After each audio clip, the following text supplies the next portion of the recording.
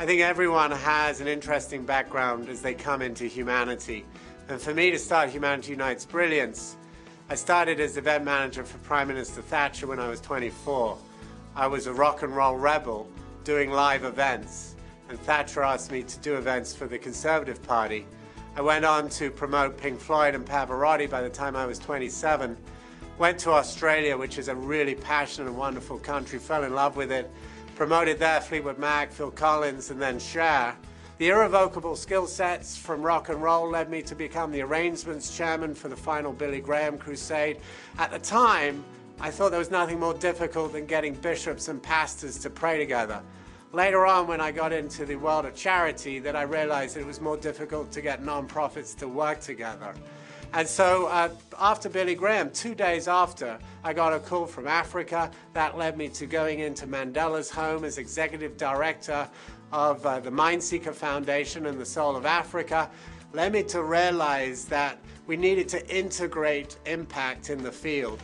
What I mean by that is just feeding is a band-aid on a hemorrhaging wound. Just concentrating on health is a band-aid on a hemorrhaging wound. Really important. The crisis that led me into it, and there was a crisis moment, was that 500,000 people had walked into a refugee camp that didn't exist the day before. Floods and cyclones had been in northern Mozambique.